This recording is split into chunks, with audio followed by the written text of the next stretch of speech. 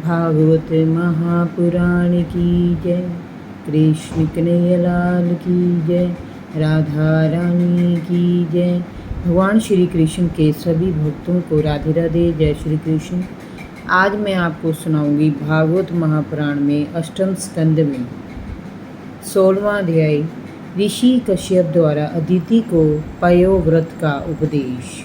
श्री सुखदेव जी ने कहा, परीक्षित, उधर देवताओं के इस प्रकार मुंह छिपाकर छिप जाने से देवताओं की माता अदिति को बड़ा दुख हुआ। वे उदास रहने लगी, किंतु जब अपनी समाधि पूरी करके उनके पति ऋषि कश्यप उनके पास आए और उन्हें उदास देखा तो उन्होंने पूछा, प्रिय, गृहस्थ आश्रम तो लोगों को योग का फल देने वाला है। इस आश्रम में रहकर धर्म, अर्थ और काम के सेवन में किसी प्रकार का विघ्न नहीं पड़ता।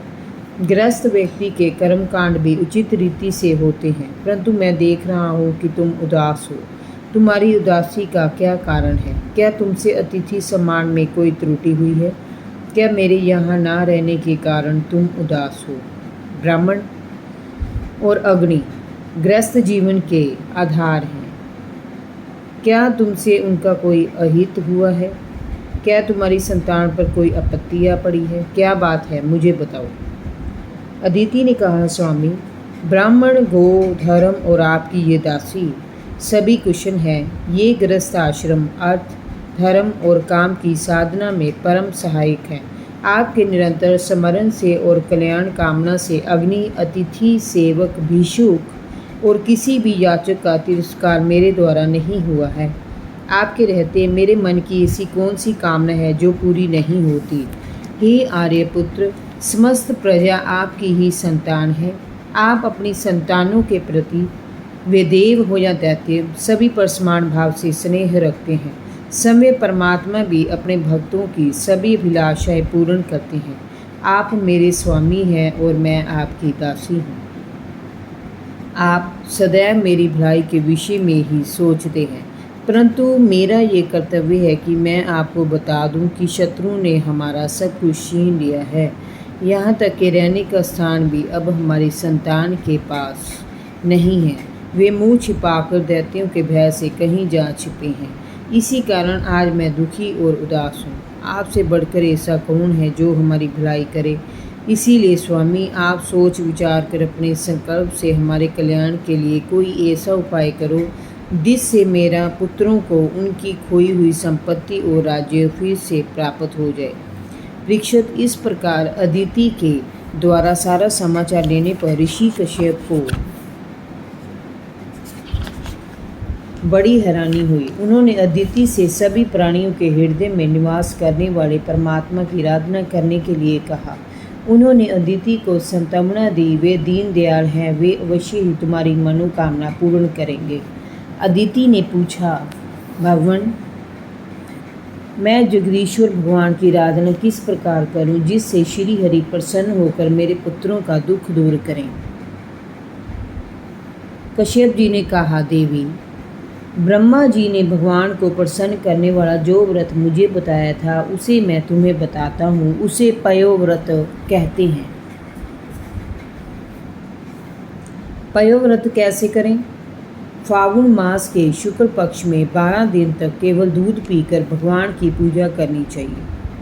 अमावस्या के दिन यदि मिल सके तो सूअर की खोदी हुई मिट्टी से अपने शरीर को मलकर नदी में स्नान करें। उस समय मन ही मन ये प्रार्थना करनी चाहिए कि हे वराह भगवान, आपने प्राणियों को रहने का स्थान देने के लिए रसातल से पृथ्वी का उद्धार किया था। मैं आपको नमन करती हूँ। आप मेरे पापों को नष्ट कर दें। प्रतिदिन अपने नित्य प्रति के कार्य पूरे करके एकाग्रचित होकर भगवान की मूर्ति, वेदी, सूर्य, जल, अग्नि और गुरुदेव की उपासना करनी चाहिए। भगवान से कहो कि प्रभु, आप सर्वशक्तिमान हैं, अंतर्यामी और पूजनीय हैं। समस्त प्राणी आप में और आप सभी प्राणियों में निवास करते हैं, इसीलिए आपको वासुदेव कहा जाता है। आप समस्त चराचर जगत और कारणों के साक्षी हैं। मेरा आपको बार बार नमस्कार है। प्रभु, आप अव्यक्त भी हैं और सूक्ष्म भी हैं। प्रकृति और पुरुष में आप ही स्थित हैं। आप समस्त गुणों के ज्ञाता हैं। आप ही यज्ञ हैं और कर्म के दोष हैं। प्रायणीय और उदयनीय हैं। प्रांत, मध्याह्न और साय, ये 3 समय आपके 3 चरण हैं। 4 वेद आपके 4 सींग है। गायत्री आदि 7 छंद ही आपके 7 हाथ हैं। ये धर्ममय वृक्ष भरूप यज्ञ वेदों के द्वारा प्रतिपादित है और इसकी आत्मा आप समय है। आप ही लोक कल्याणकारी शिव हैं और आप ही प्रलय के देवता रुद्र हैं। आप ही समस्त शक्तियों को धारण करने वाले हैं। आप ही समस्त भूतों और विद्याओं के अधिपति हैं। आप ही सबके प्राण और जगत के स्वामी हैं। आप ही योग और उससे मिलने वाले फल हैं। आप ही ऐश्वर्य हैं और ऐश्वर्य देने वाले हैं।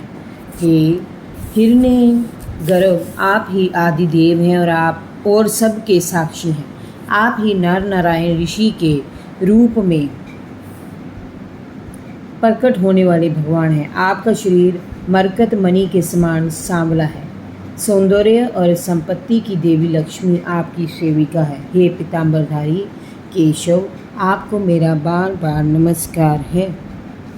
ऐसा करके आचमन करें और सुगंध दीप, धूप, दीप, माला आदि से भगवान की पूजा करें। उनकी मूर्ति को दूध से स्नान करा के स्वच्छ वस्त्र पहनाएं और भूषणों से उनका श्रृंगार करें। दूध में पकाए हुए गुड़ और चावल का नैवेद्य लगाएं और पूजा के बाद उसे भक्तों में बांट दें। समय भी ग्रहण करें। 108 बार द्वादशाक्षर मंत्र का जाप करके विभिन्न स्तुतियों से भगवान के गुणों को गाएं। दंडवत प्रणाम करके 2 ब्राह्मणों को यथोचित रूप से खीर आदि के साथ भोजन कराएं। उन्हें दक्षिणा आदि देकर उनका सत्कार करें।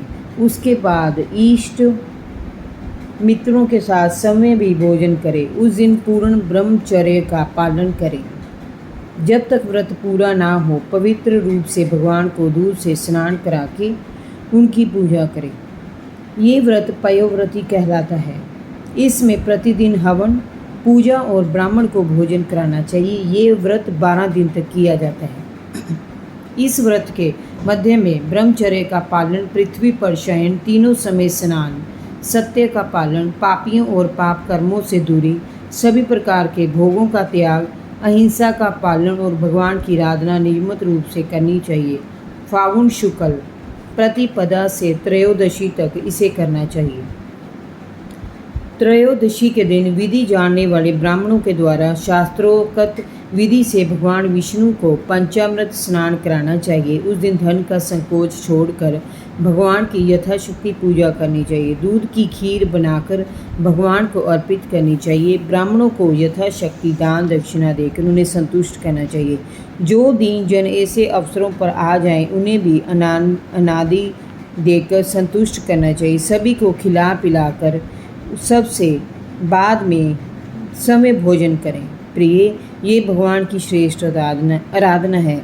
इसके करने से भगवान श्री हरि निश्चित रूप से प्रसन्न होते और मनोकामनाएं पूर्ण करते हैं। तुम इस व्रत का अनुष्ठान करो, भगवान तुम्हारी सहायता को अवश्य आगे आएंगे। इस व्रत को सर्व यज्ञ और सर्व व्रत भी कहते हैं।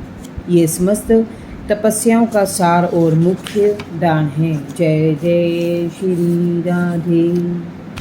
भागवत महापुराण की जय। कृष्ण कन्हैया लाल की जय। राधा रानी की जय। भगवान श्री कृष्ण के सभी भक्तों को राधे राधे। जय श्री कृष्ण।